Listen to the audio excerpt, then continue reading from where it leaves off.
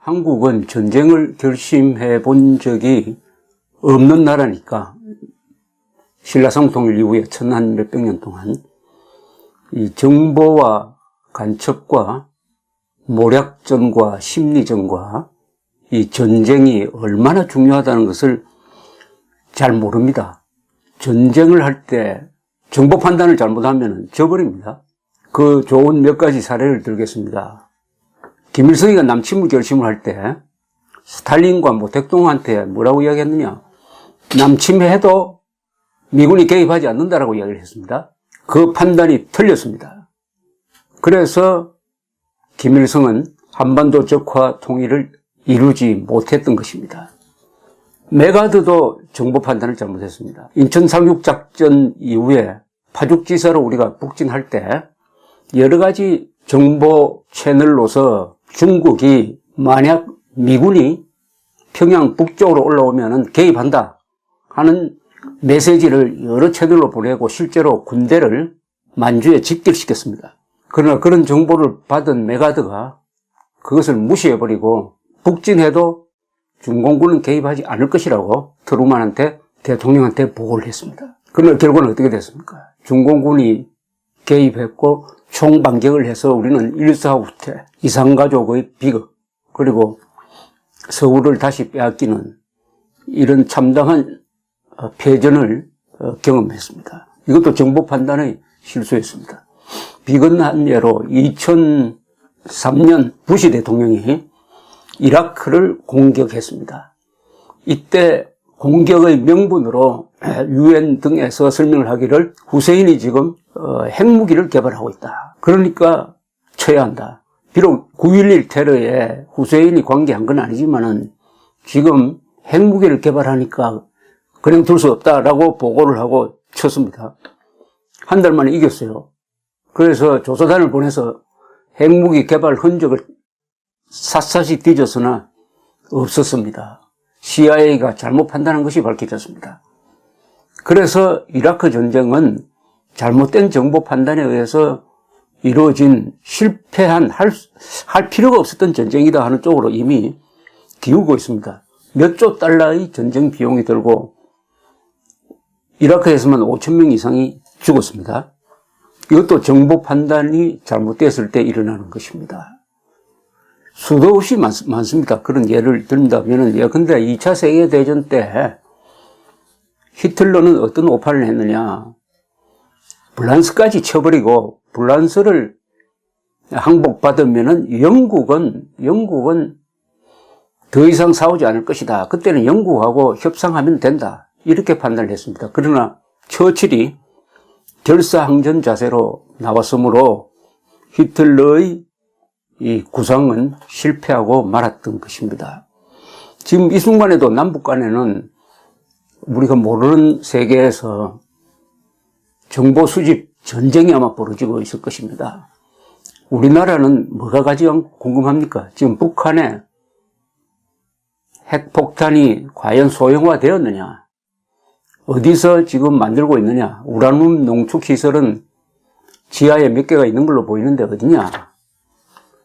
그리고 미사일은 과연 정확도가 높으냐? 미국에 도달하는 장거리 미사일은 언제 성공할 것이냐? 이런 걸 수집하려고 미국, 일본, 한국이 아마 혈안이 되어 있겠죠. 북한 쪽에서는 또 어떤 정보를 수집하기를 원하겠습니까? 과연 문재인 정부가 사드 배치를 계속할 것이냐 말 것이냐, 한미 연합사를 해체할 것이냐 안 할 것이냐, 뭐 이런 걸 탐지하려고 노력 안 하겠습니까?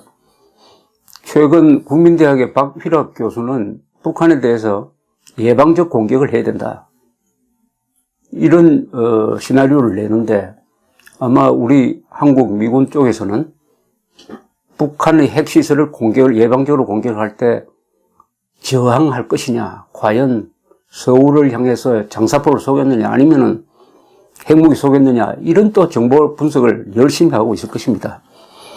그래서 이 간첩이 세계 역사를 바꾼 사례가 몇 번 있었던 것입니다. 간첩은 정보 수집을 하는 적국의 정보를 탐지하는 게 간첩이고, 그것을 저지하는 것을 방첩이라고 그러죠.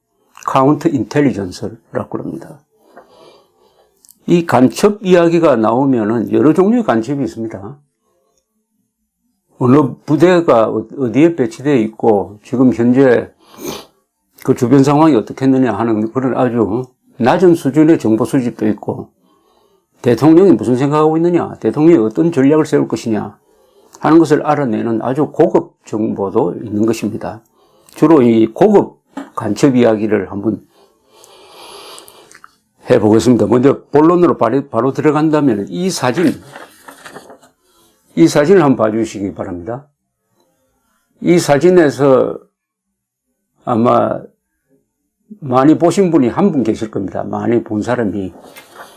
이가 키가 큰 사람입니다. 키가 큰 오른쪽에 있는 사람. 누구냐? 이 사람은 유명한 케인즈입니다. 케인즈.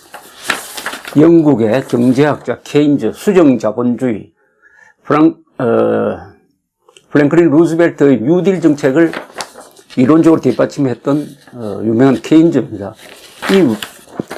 이 사람은 아마 잘 모르실 거예요. 이 사람은 덱스터 D. 화이트라는 당시에 1944년 사진입니다만은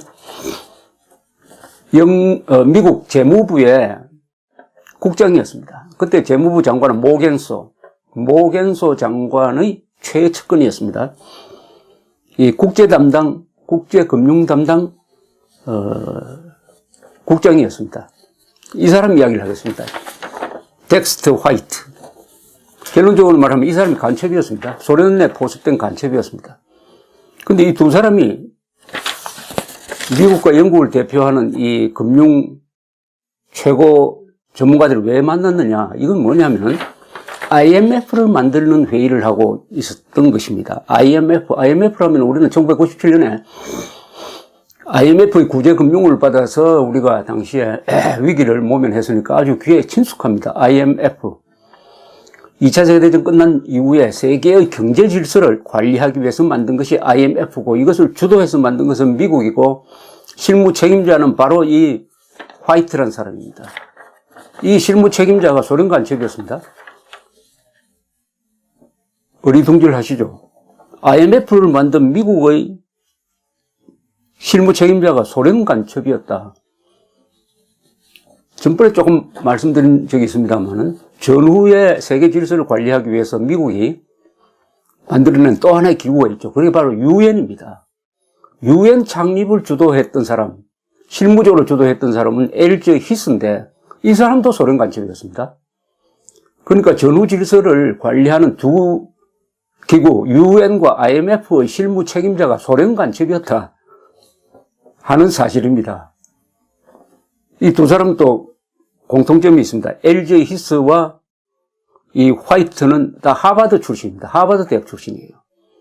1930년대에 프랭클린 루즈벨트가 좌파적 정책이라고 볼 수 있는 뉴딜 정책을 펴고, 거기에 동조한 당시의 진보적 지식인들이 프랭클린 루즈벨트 휘하로 많이 들어갔습니다. 그런 점에서도 화이트와 히스는 같은 사람이에요. 그럼 왜 이 사람들이 두 사람이 간첩이 됐느냐를 먼저 이야기를 해드리겠습니다. 1930년대의 미국은 1980년대의 한국과 비슷합니다. 사회가 다 좌경화되어 있었다는 뜻입니다. 그때 어떤 일이 일어났느냐? 30년대 초에 소위 말하는 경제공황이 왔죠. 경제공황이 와서 세계적으로 월가에서 시작된 경제공황으로 미국뿐만 아니라 이 자본주의 국가가 크게 흔들렸습니다. 실업률이 늘고 물가가 오르고 또는 물가가 너무 떨어지고 뭐 이러는 바람에 이 자본주의는 안 되겠다 해놓고 자본주의에 대한 회의가 생기기 시작했습니다. 그때 소련은 스탈린의 지도하에서 소위 사회주의 경제를 건설하고 있었습니다.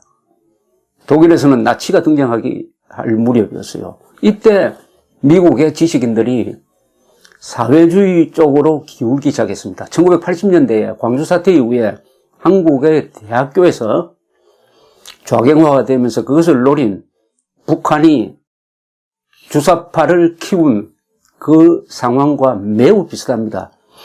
한 시대가 좌경화가 되면은 그 세대가 좌경화가 됩니다. 그럼 그 세대 속에서 친공산주의, 친소 지식인들, 친북한 이런 분위기가 형성되는 것입니다. 이런 분위기가 형성되면은 어떠냐? 간첩 공작을 하기가 쉽습니다. 소련에서 바로 그것을 노렸던 것이고 북한에서 바로 1980년대부터 한국의 좌경화된 운동권 지식인들을 상대로 공작을 펴서 대성공하고 있고 이런 이야기가 있습니다. 북한에 1980년대, 90년대 난파된 공작원이 주사파 학생이나 운동권을 만나서 나는 평양에서 왔다라고 하면은 깜짝 놀랄 줄 알았는데 그게 아니고 왜 이제 오십니까? 마치 기다렸다는 듯이 호응해서 공작하기가 참 쉬웠다 하는 고백을 북한 공작원들이 하곤 합니다. 바로 소련도 마찬가지였습니다. 1930년대 미국의 지식인 사회는 친소, 친사회주의적으로 가니까 공작하기가 좋았는데 바로 여기에서 이런 분위기 속에서 하버드 대학을 나온 천하의 영재들이죠. 이 사람들이 LG 히스와 덱스트 화이트가 자진해서 소련 간첩 역할을 하는 것입니다. 이 두 사람은 돈 받고 한 사람들이 아닙니다. 돈 받고 하면은 또는 약점 잡혀서 한 사람들이 아니에요. 자발적인 간첩입니다. 자발적인 간첩이 가장 무서운 간첩이고 가장 효율적인 간첩이죠. 자기 신념에 의해서 좋은 일을 한다. 나는 이거 조국을 배신하는 게 아니다. 조국보다 더 큰 세계의 무슨 평등, 평화를 위해서 내가 가진 수단, 지위를 이용해서 바로 그 이상적인 국가인 소련을 도와주는 것이다. 이렇게 생각하니까 이건 종교적 확신입니다. 바로 지식인들이 그런 종교적 확신에 빠지기 쉽죠. 근데 여기에는 언론의 큰 도움이 있었습니다. 즉 1930년대 소련에서는 무자비한 숙청이 이루어지고 있었어요. 스탈린이 수십만 명의 공산당과 간부들과 군 장교들을 숙청하고 있었습니다. 또 아주 쇼 트라이얼이라고 그래가지고 아주 이상한 재판극을 만들어서 그 기소된 공산주의자들이 나는 간첩입니다라고 이렇게 막 자백을 하도록 만들고 하는 이런 기가 막힌 대숙청이 일어나고 있는데 의외로 세계의 언론은 그 숙청극을 축소 보도했습니다. 그래 함으로써 많은 미국의 지식인들이 스탈린의 악마성, 공산주의 악마성을 제대로 알지 못하고 거기에 눈을 감도록 만들었습니다. 1980년대에 북한에서 핵을 개발하고 강제수용소를 운영하고 공작원을 보내가지고 전두환 대통령을 죽이기 위해서 미얀마까지 쫓아가서 아웅산 테러 일으키고 김현희를 보내가지고 대한항공기를 폭파시키고 하는 이런 만행을 저질르면서도 불구하고 주사파가 더 창궐했다는 것과 비슷한 상황이죠. 여기서 중요한 것은 어떤 이념적 확신, 종교적 확신이 있을 때는 사실은 별로 중요하지 않습니다. 북한이 저렇게 못 살고 김정일이가 저렇게 나쁜 짓을 하는데 한국에 어떻게 아직 공산주의가 있겠느냐, 한국에 어떻게 빨갱이가 있겠느냐 이렇게 이야기하는 것은 공산주의 본질을 모르는 순진한 사람들의 이야기입니다. 1930년대 그 풍요로운 미국에서 살면서 자진해서 소련에 정보 갖다 바치고 있는 사람이 천하의 엘리트고 더구나 이 두 사람이 프랭클린 루즈벨트 행정부에서 핵심 척건이었다는 사실, 이런 일이 지금 한국에서 일어나지 않고 있을까요? 않고 있다면 그건 하나의 기적일 겁니다. 그래야 LG 히스는 고급 정보, 최고급 정보를 소련에 넘겨줄 것으로 추정됩니다. 넘겨주었습니다. 넘겨주는 역할을 하고 중간에서 LG 히스가 문서를 카피해서 주면 그걸 받아가지고 소련 정보기관에 갖다 준 사람이 휘트카 챔버스라는 사람이 있었습니다.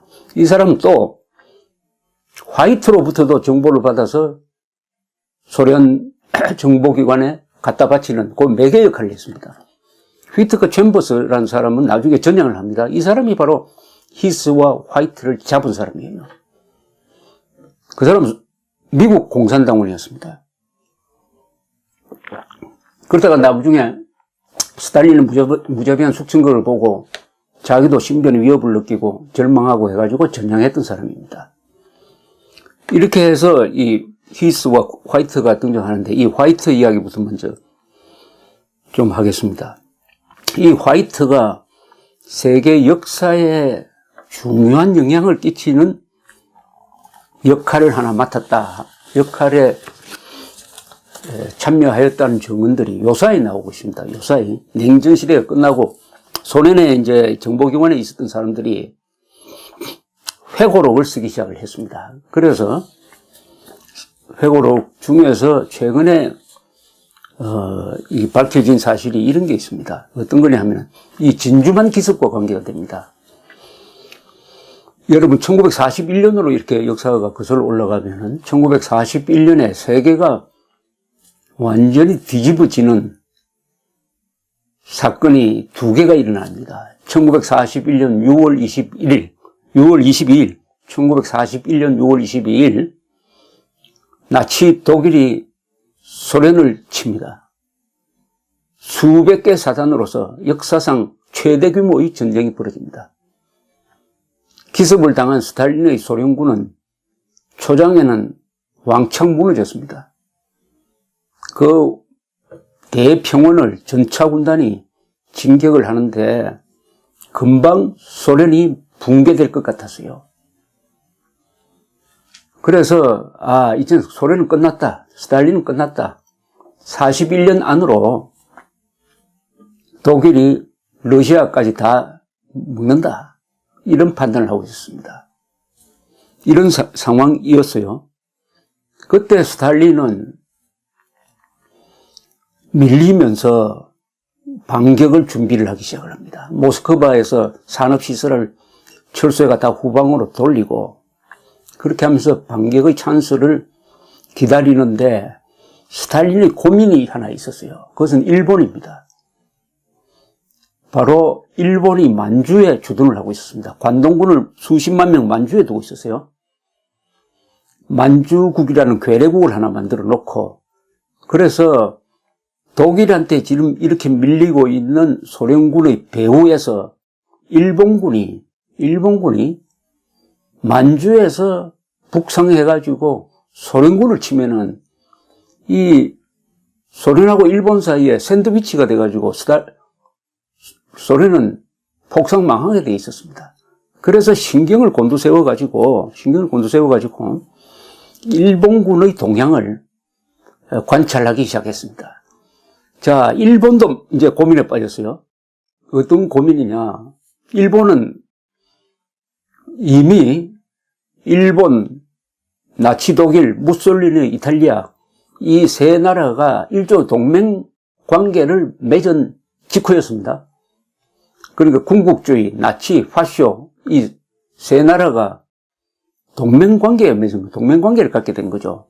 그런데 여기서 무솔리니 이탈리아는 그 원래 군사력이 강한 나라가 아니니까 그건 별 큰 변수가 아니었습니다. 그러나 최강의 군대를 갖고 있었던 게 독일 그리고 일본이었습니다. 이 두 나라가 문제죠. 그런데 이 강한 두 나라로부터 소련이 협공을 받으면은 어떻게 되느냐. 이것을 예상한 스탈린이 독일이 천대로 오기 전에 41년 초에 일본과 불가침 조약을 맺습니다. 불가침 조약. 일본은 불가침 조약을 맺어서 스탈린을 칠 수 없는 국제 약속 하에 있었지만은 그러나 일부에서는 이 찬스를 놓칠 수는 없다. 지금 소련이 독일군한테 밀리고 있을 이때 바로 우리는 북진을 해가지고 소련의 배후를 쳐서 소련을 무너뜨리자 하는 주장을 일본은 육군에서 하기 시작했습니다. 육군에서 하고. 그러나 일본 해군은 또 다른 생각을 갖고 있었어요. 이러는 와중에서 당시에 일본은 무슨 큰 전쟁을 하나 벌려놓고 있었느냐 하면은 중국의 만주를 먹고 나서 중국으로 쳐들어가서 장개석 중국 정부와 중일 전쟁을 펼치고 있었습니다. 중국에 수백만의 군대를 배치하고 있었어요. 근데 여기서 만족하지 않고 1941년 여름에 무슨 짓을 하느냐 하면은 지금 인도지나, 그러니까 월남이죠, 월남. 그때 월남은 불란서의 식민지였습니다. 근데 불란서가 독일한테 망했으므로 그 괴뢰 불란서 국가가 하나 생기는데 그게 비시 정부라고 그럽니다. 페탕, 1차 세계대전 때 아주 영웅인 페탕이라는 사람이 대통령이 돼가지고 불란서의 반쪽을 다스리고 있었어요. 이 비시가 지금 월남 지역을 식민지로 비시 정부가 다스리고 있었는데 일본이 독일한테 이야기를 해가지고 일본군이 지금 월남에 주둔하도록 만듭니다. 자, 일본군이 월남으로 이제 주둔을 합니다. 왜 그러냐 하면은 일본이 월남에 들어가야 될 이유는 그때 미국 등 연합국에서 장개석 군대를 자꾸 보내는데, 원조를 보내는데, 비행기를 통해서 원조를 보내는데, 그것을 차단하려면은 이 월남에 비행장을 만들어가지고 요격을 해야 되겠다. 여러 가지 군사적 이유를 해가지고 월남에 일본군이 진주합니다. 인도지나 반도죠, 월남. 이게 미국을 자극을 했습니다. 미국은 보니까, 일본의 이 팽창 정책을 여기서 저지해야 된다. 미국뿐만 아니라 영국이 주축이 돼가지고 인도지나 반도에 일본군이 진주한 것을 계기로 해가지고 뭘 선언하느냐. 일본에 대한 석유 금수 조치를 취합니다. 근데 일본은 그때 석유가 조금밖에 나지 않고 거의 전량을 수입을 하고 있었는데 대부분을 미국의 석유 회사로부터 수입을 하고 있었습니다. 그러니까 미국에 석유를 의존하고 있었던 거예요. 그러면서 전쟁을 준비하고 있었으니까 이게 참 서로 모순입니다. 그러니까 어쨌든 미국 정부가 일본에 대한 석유 금수 조치를 취합니다. 이걸 당한 일본에서는 이제 고민에 빠졌어요. 계산을 딱 해보니까 석유 재고량이 1년분밖에 남지 않았다. 특히 석유를 가장 많이 써야 할 게 해군이죠, 해군. 그때까지는 해군이 전쟁을 좀 하기 싫어했습니다. 그러다 석유 금수 조치를 취하니까 해군도 육군과 더불어 이거 전쟁해야 되겠다.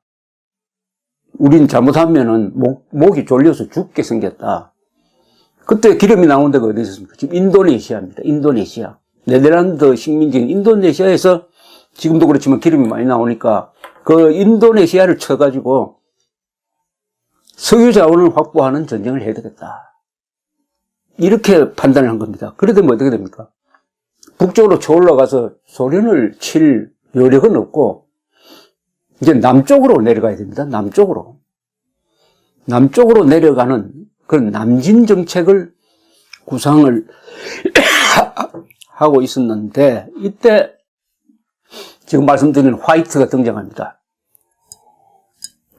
이 코너로 몰린 일본은 이제 미국과 외교적 타결을 시도합니다. 기름을 끊겼으니까 이걸 풀려면 미국과 외교적 협상을 해야 되는 거예요. 이거야말로 전쟁하느냐 마느냐를 놓고 미국과 일본이 협상을 시작합니다. 미국의 국무장관은 헐이라는 사람이었습니다. Hull, 헐. 이때 일본의 수상은 고노에라는 민간 수상이었어요. 중간에 협상이 잘 안 되고 해가지고 도조 히데키라는 육군장관이죠. 육군장관이 나중에 수상이 됩니다. 이 사람이 전쟁을 결심을 하는데 이런 와중에서 이 미국 협상 전략에 영향을 미치는 한 사람이 있었어요. 헐 국무장관 말고 모겐소 재무장관. 이 사람은 프랭클린 루즈벨트의 아주 측근이었습니다. 이 모겐소도 고위 회의 때 참여해가지고 루즈벨트한테 어떤 조언을 할 수 있는 입장이었습니다. 소련 간첩이 모겐소한테 누가 영향을 미칠 수 있느냐 보니까 바로 자기들 간첩으로 복무하고 있는 화이트라는 사실을 알았습니다. 화이트 국장은 아주 보고서도 잘 쓰고 명석한 사람이므로 이 모겐소 장관의 최측근이었습니다. 그래서 소련 간첩이, 소련 공작원이 모겐소한테 접근을 합니다. 접근을 해가지고 모겐소를 이렇게 설득을 합니다. 고급 간첩한테는 이렇게 해라 저렇게 해라 시키면 말 안 듣습니다. 그것은 그 사람이 가지고 있는 신념체계를 잘 이해해가지고 자발적으로 뛰도록 해야 됩니다. 그래서 소련에서 파견된 간첩이 이 모겐소의 측근인 화이트를 불러내가지고 마치 토론을 하듯이 하면서 이렇게 이야기를 합니다. 지금 일본과 미국이 협상을 진행을 하고 있는데 일본을 어떻게 다루는 게 좋겠느냐, 일본을 어떻게 다루는 게 좋겠느냐, 이렇게 이야기를 해보니까 소련이 원하는 방향과 화이트가 생각하는 게 같았어요. 그건 뭐냐, 이 기회에 독일과 일본을 꺾어야 된다. 독일과 일본을 꺾어야 된다. 마음속으로는 이런 생각 아니었겠습니까? 독일과 일본이 다 소련의 방해물이니까 독일과 일본을 꺾어야 된다. 히스나 화이트는 미국 이익보다는 소련의 이익을 더 중요하게 생각하는 사람이었습니다. 그래서 화이트한테 소련 공작원이 준비해간 메모를 읽어줍니다. 그 요지는 이렇게 해요. 지금 미국과 일본이 협상을 하고 있는데 이 협상을 깨는 방향으로 일본이 도저히 받아들일 수 없는 조건을 미국이 제시하는 방향으로 모겐소한테 정책 건의를 해주면 좋겠다, 이렇게 되는 겁니다. 그 방향으로 바로 화이트가 메모를 해서 모겐소한테 줍니다. 모겐소는 이것을 루즈벨트 대통령한테 건의를 해요. 이것은 미국 국무부가 가지고 있던 대일 협상안보다는 훨씬 강경한 것이었습니다. 훨씬 강경한 것이었습니다. 그러나 이게 채택이 됩니다. 이게 채택이 되는데 이게 바로 진주만 기습이 일어나기 불과 며칠 전이었습니다. 이게 마지막 협상이 미일 사이에 이루어집니다. 미일 사이에 이루어질 때 미국 측이 헐 장관이 일본한테 내놓은 것이 바로 그 헐노트라고 합니다. 헐노트. 헐노트는 모겐소의 아이디어, 그리고 모겐소한테 그런 아이디어를 집어넣은 화이트의 아이디어와 거의 비슷합니다. 그것은 중국에서 일본이 전면 철수하라 등등 일본이 도저히 받아들일 수 없는 강경한 내용을 거기 담고 있었습니다. 이것을 받아본 일본 측 대표는 이렇게 생각을 했습니다. 이젠 전쟁으로 가는 수밖에 없다. 이것은 일본 정부가 도저히 받아들일 수 없는 조건이다. 이렇게 생각을 합니다. 그걸 도조 히데키의 일본 정부에 보고를 했더니 일본 정부도 미국의 이 조건은 받아들일 수 없다 해가지고 전쟁을 결심합니다. 12월 초입니다. 12월 초. 전쟁을 결심하고 이미 그때 진주만을 향해서 이미 비밀리에 다가가고 있었던 연합함대 사령관 야마모토 이소로쿠한테 지시를 합니다. 12월 8일 진주만을 기습하라. 12월 8일 진주만을 기습하라. 이런 지시를 하게 되는 거죠. 즉 화이트의 역할은 미국과 일본의 협상이 깨지도록 만들어가지고 미국과 일본이 싸우도록 만들면은 일본이 소련을 공격할 여력은 없어진다. 소련을 위해서 바로 이런 정책 건의를 했다는 것입니다. 이게 최근 드러난 이야기인데, 자, 여기에 또 유명한 간첩이 또 한 사람 등장합니다. 조르게라는 사람입니다. 조르게. 이 조르게라는 사람은 당시에 일본에서 활동하고 있었는데 이 소련 간첩인데 신분을 여러 번 세탁을 해가지고 당시에는 독일 특파원 행세를 하고 있었습니다. 독일 신문기자. 자연히 도쿄에 있는 독일 대사관하고 잘 친해지고 출입을 할 수 있게 되었습니다. 독일 대사는 독일에서 온 기자니까 안심하고 만났습니다. 이 조르게는 또 일본 사람들 협조자를 많이 여러 명 핵심적인 가지고 있었어요. 그 중에 한 사람은 당시에 고노의 수상 척근이었습니다. 이렇게 해가지고 고급 정보를 수집을 하기 시작을 했습니다. 그 최대의 고급 정보는 뭐냐? 조르게가 수집한 최대의 고급 정보는 그 1941년 9월 14일에 스탈린한테 보고한 겁니다. 이 조르게가 보고를 합니다. 뭐라고 보고를 하느냐? 일본은 소련을 치지 않는다. 일본은 남진 정책을 편다. 즉 미국과 싸우는 정책 또는 인도지나 반도를 넘어서 인도네시아를 치는 이 남진 정책으로, 남진 전략으로 그 전략의 방향을 정했다. 이렇게 보고하는 것입니다.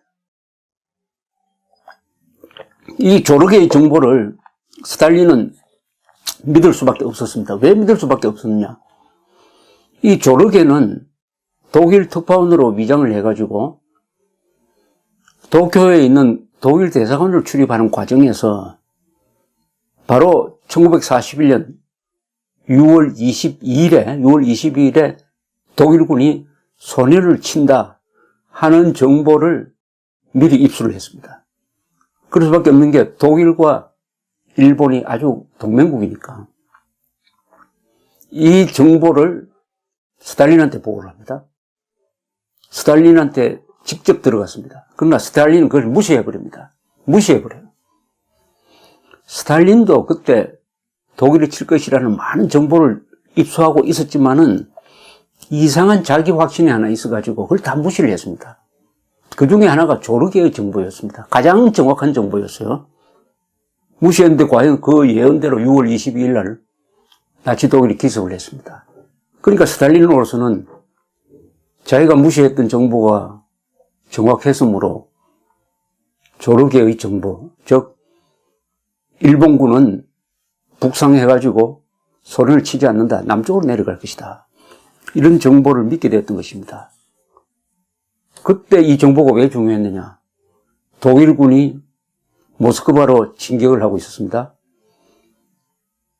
11월 말쯤 되면은 거의 모스크바 앞에 당도를 했습니다. 12월 넘어가면은 저 멀리 모스크바 크레므린의 첨탑이 보일 정도까지 다가갔습니다.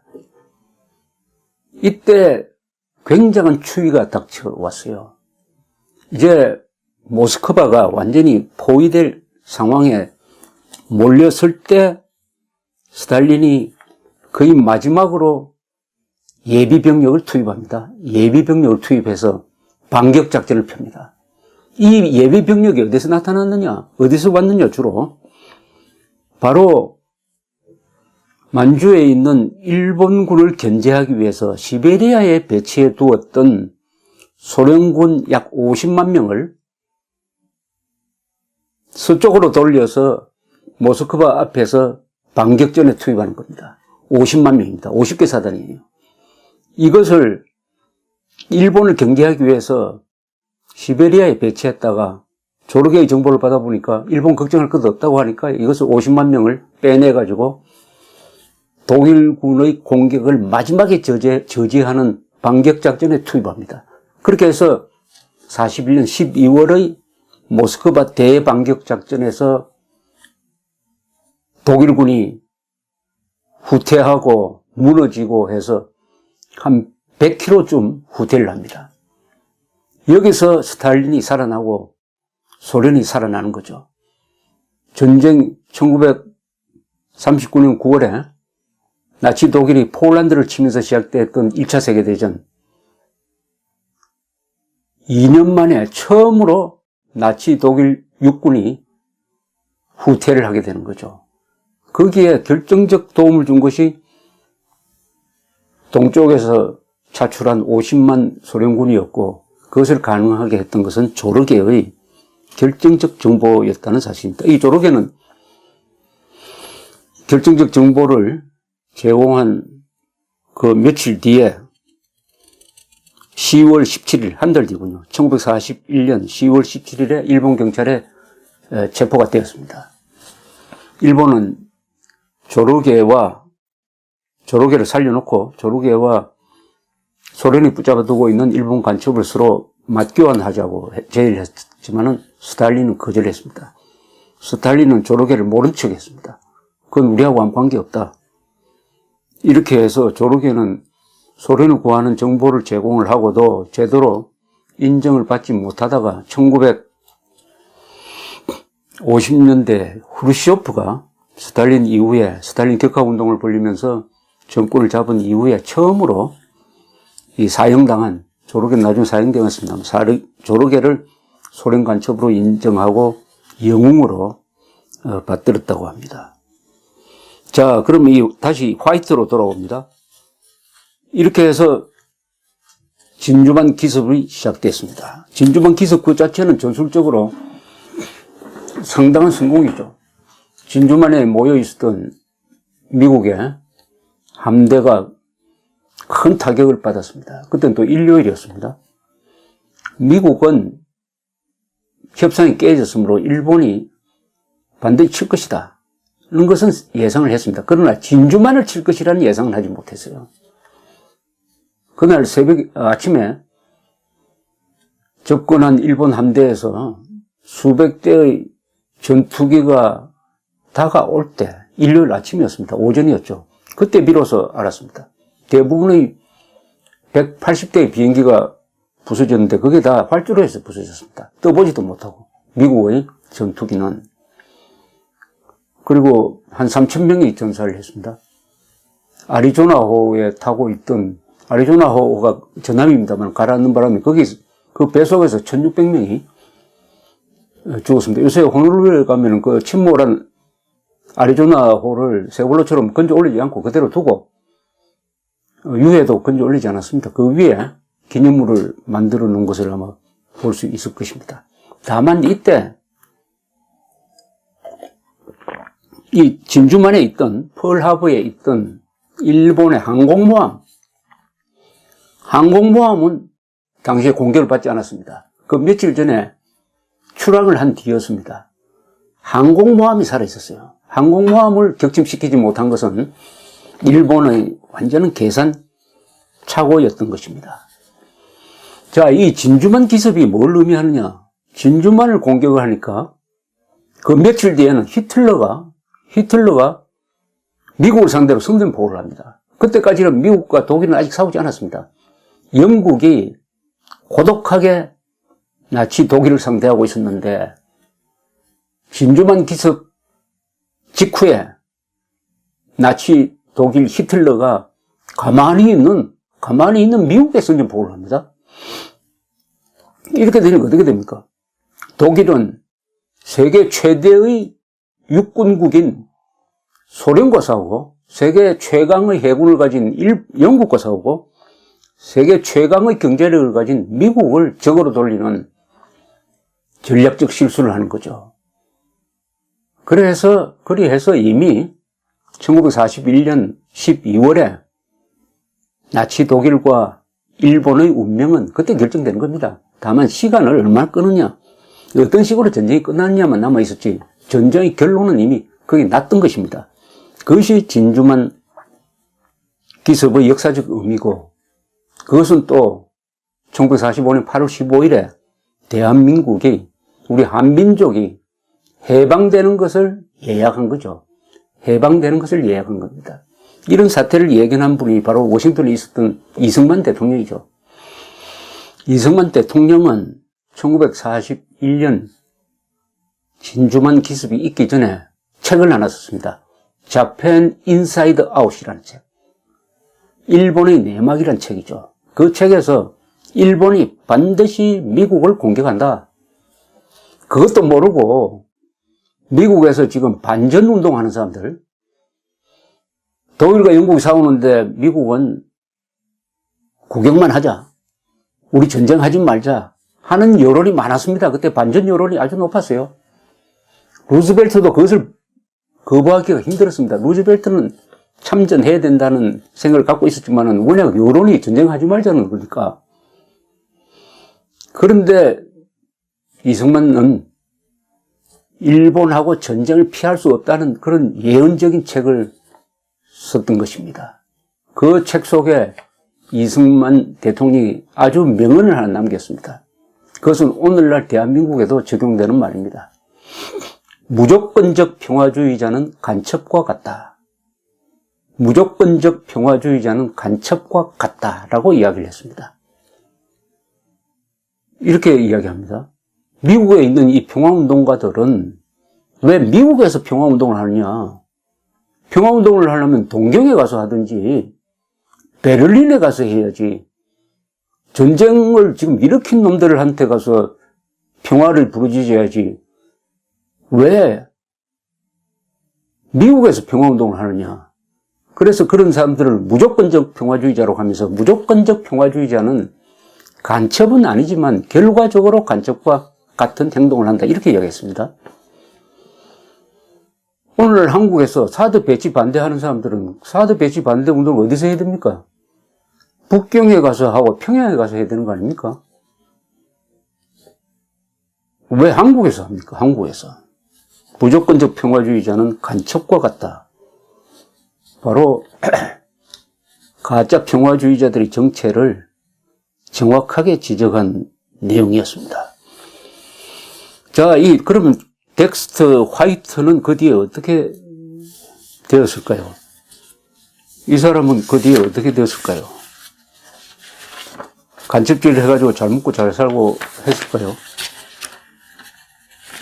그렇게 되지 않았습니다.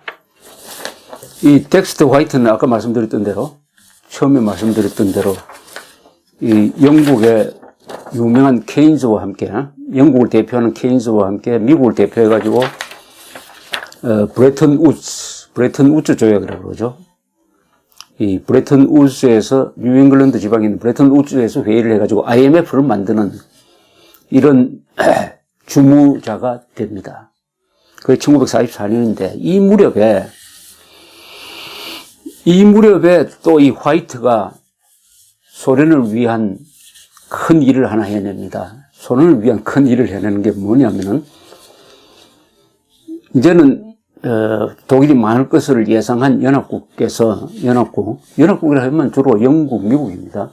영국, 미국이 이제 나치 독일이 망한 다음에 전후의 경제를 관리를 하기 위해서 어떻게 할 거냐. 이런 의논을 하다가, 무슨 나라가 망하면 이제 발권력이 없어집니다. 발권력이 없어지니까 돈을 찍어야 됩니다. 돈을. 이제 돈도 연합국 화폐를 찍어야 되죠. 독일이 망한 다음에 이 독일을 영국, 프랑스, 소련, 미국이 4등분 해가지고 이제 관리를 하게 되는데, 여기에서 유통되는 화폐를 새로 발행하기로 합니다. 새로 발행하기로 하는데, 그 발행하는 조폐국에서 이 돈을 찍는 동판 있죠. 인쇄 동판. 인쇄를 미국이 책임지게 합니다. 미국이 돌리도록 합니다. 그래서 나라마다 영국은 얼마, 미국은 얼마 이런 식으로 발행할 수 있는 한도액을 정합니다. 이렇게 됐을 때 소련이 이런 요구를 해요. 우리한테 차라리 그 동판을 빌려줬으면 좋겠다. 미국이 마르크입니다. 마르크 돈을, 신화폐를 찍는 그 동판을 우리한테 다오. 우리한테 다오. 우리가 새로 만들 필요 없이 우리한테 다오. 그럼 우리는 그걸 가지고, 걸어가지고 우리가 찍겠다. 우리가 자율적으로 찍겠다. 우리한테 맡겨달라. 이렇게 요구를 합니다. 그러니까 미국의 재무성 관료들은 아니 동판을 찍어주면 얼마를 찍을지 모르는데 그거 어떻게 주느냐. 줄 수 없다. 우리가 정한 한도에 관해서 반드시 지키도록 우리가 감시 감독을 해야 된다. 이렇게 이야기를 합니다. 바로 이 일이 누구 일이냐 하면 바로 덱스터 화이트가 결정할 일이었어요. 이 국제 담당 국장이었으니까 화이트는 소련의 그 말도 아닌 요구를 받아주라고 합니다. 받아주자고 합니다. 아래 사람들이 막 이렇게 하면은 소련한테 발권력을 줘버리는 거니까 안 된다고 하지만은 모겐소는 뭐라고 하느냐. 모겐소가 아닙니다. 모겐소 밑에 있던 이 화이트가 뭐라고 하느냐.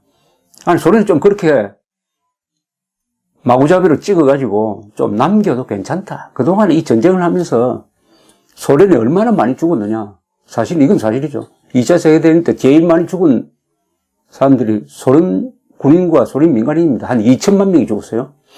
2천만 명이 죽었습니다. 인구의 10% 이상이 죽었습니다. 그러니까 2차 세계대전 때 주전장은 독일과 소련 전쟁이 있고 거기에 독일군의 한 70%가 항상 배치되어 있었습니다. 그 말은 맞아요.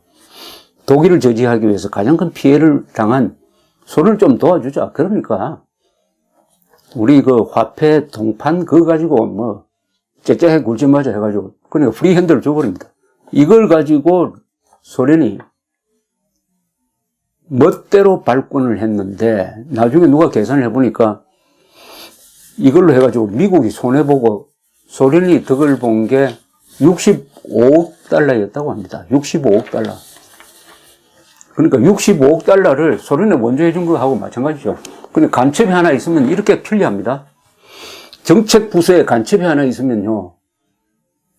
간첩이 하나 있으면은 적국에서 가만히 앉아서 이렇게 65억 달러의 돈을 받아 먹는 겁니다. 남북한 관계는 그런 일이 없을까요? 정책 부서에 간첩이 있어야 이게 효과적입니다. 정책 부서에. 정책을 결정하는, 그러니까 정책을 결정하는 간첩이 최고급 간첩입니다. 최고급 간첩이에요. 그러나 이 사람도 결국은 정체가 밝혀집니다. 1948년 이 되면은 세계 정세가 바뀝니다. 1947년에 그 한 해 앞에 트루만 닥트린이 선포가 됩니다. 트루만은 루즈벨트하고 다른 반공주의자였어요. 이 사람이 세계 정세를 딱 보니까 이 소련이 팽창 정책을 편다. 특히 그리스, 터키를 먹으려고 공작을 한다. 이러니까 이제는 소련의 팽창 정책을 미국이 저지한다. 소련과 싸우는 나라는, 소련 공산주의자와 싸우는 나라는 미국이 원조한다 하는 정책을 1947년에 닉슨 닥터린으로서 선포를 합니다. 거기에 큰 덕을 본 사람이 우리나라예요. 우리나라가 반공 자유민주주의 건국을 할 수 있었던 것은 트루만의 대소 정책이 바뀌는 것과 바로 연계되어 있었습니다. 이렇게 되니까 미국 안에서도 이제는 프랭클린 루즈벨트, 이 친소주의자, 친사회주의 정책을 편 프랭클린 루즈벨트 정부에 박혀 있었던 간첩을 폭로하는 사람들이 등장하기 시작했고, 그 중에 한 사람이 휘트카 챔버스였습니다. 이 휘트카 챔버스는 바로 LG 히스와 덱스터의 정체를 폭로합니다. 그건 뭐 얼마나 좋습니까? 두 사람으로부터 자료를 받아가 그것을 카피해가지고 하나는 자기가 보존하고 있고 하나는 소련 기관에 넘겨주었으니까 저 두 사람이 소련 간첩이라고 딱 지적을 합니다. 그러니까 미국 하원에서 미국 행위자 조사위원회가 만들어져가지고 거기에 나중에 대통령이 되는 닉슨 같은 하원 의원들이 이제는 반공 입장에서 간첩 비슷한 사람들을 막 불러서 조사를 하기 시작을 합니다. 거기서 LG 히스의 정체도 밝혀지고 그 다음에 화이트도 소환됐어요. 화이트도 소환됐는데 이게 수사기관과 달라서 청문회 비슷하게 이렇게 이루어지니까 요리조리 잘 빠져나갔습니다. 요리조리 잘 빠져나가서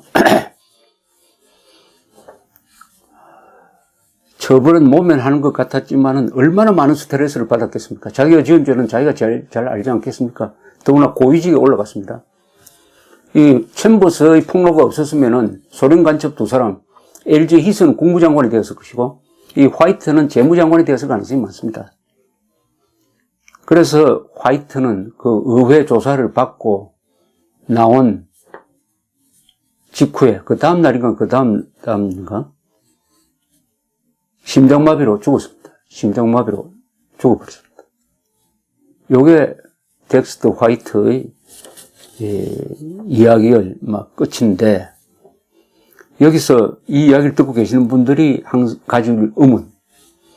어떻게 풍요로운 자본주의, 자유민주주의 국가에 살면서 저 악마 집단 같은 스탈린이나 김일성 저 집단한테 영혼을 팔아가지고 간첩질을 하느냐. 그것도 천하의 엘리트가. 이렇게 의문을 가질 사람들이 많을 겁니다. 이 의문에 대해서 바로 LG 히스와 화이트를 고발했던 휘트카 챔버스가 자기의 회고록인 정인이란 책에서 이렇게 설명을 합니다. 그걸 제가 마지막으로 읽어드리면 의문 해소가 될지 모르겠습니다. 휘트카 챔버스는 이렇게 이야기합니다. 공산주의자들은 계급투쟁설에 입각하여 정부를 평가한다. 자신이 속한 정부라도 공산정권이 아닌 모든 정부는 지배계급의 정치적 수단이므로 모든 수단을 동원해서 뒤집어 엎어야 하는 대상으로 여긴다. 그러니 조국을 배신하는 데 대하여 양심의 가책이 있을 수 없는 것이다. 화이트 같은 공산주의 동조자도 공산당과 협력하기로 결심하는 순간부터 공산주의자처럼 행동한다. 공작에 협조하는 동조자는 공산당원과 같다고 보면 된다. 이걸 구별하지 말자는 겁니다. 공산당원이나 공산당에 협조하는 사람이나 결국 같은 자다 이런 뜻입니다. 휘트가 전부선 또 이야기합니다. 공산주의자들은 간첩 포섭의 기회가 주어지면은 순간적으로 주저하는 경우도 있지만 그러나 항상 승낙하고 만다. 조국을 배신한다는 느낌보다는 이를 도덕적 의무라고 생각한다. 간첩질이 위험하므로 더욱 가치 있는 행동으로 여긴다. 인류의 희망과 미래가 걸린 일에 신념의 이름으로 몰입한다는 것, 이미 역사적으로 파산된 자본주의를 반대하는 일을 한다는 것은 그들에게 양심적 행동이 되는 것이다. 서방 세계는 공산주의자들이 우리와 전혀 다른 타협이 절대로 불가능한 가치관을 갖고 있다는 사실을 잘 이해하지 못한다. 이렇게 설명이 되십니까? 이 한국에 적용 안 될 것 같습니까? 챔버스는 마지막으로 이 공산주의에 대한 예리한 관찰을 이렇게 이야기를 합니다. 스탈린은 악하다. 그러나 공산주의는 더 악하다. 스탈린은 최고의 파시즘을 구현하였는데 이는 공산주의의 피할 수 없는 결말이었다. 또 이야기합니다. 공산주의는 절대 악이다. 공산주의자는 전향하면 반드시 고발자가 되어야 한다. 공산주의와 싸우기 위하여 전향하는 것이다. 싸우기 싫으면 전향하지 않아야 한다. 전향자는 살인자들이 배회하고 비명이 들리는데도 정원만 가꾸고 있을 수는 없다. 그러나 공산주의 활동하다가 전향했다고 하면서 공산주의가 싸우지 않으면 그건 가짜라는 이야기입니다. 또 이렇게 이야기합니다. 공산당은 본질적으로 테러 조직이다. 공산당은 폭력만을 존중한다. 그들은 폭력만 겁낸다. 공산주의는 전쟁을 하기 위하여 존재한다. 공산주의 존재 자체가 모든 사람들에 대한 전쟁의 지속을 의미한다. 빅톨 유고의 레 미제라블에는 공산주의자가 되는 동기와 공산주의를 버리는 동기가 다 들어있다. 레 미제라블을 한 번 더 봐야 될 것 같습니다.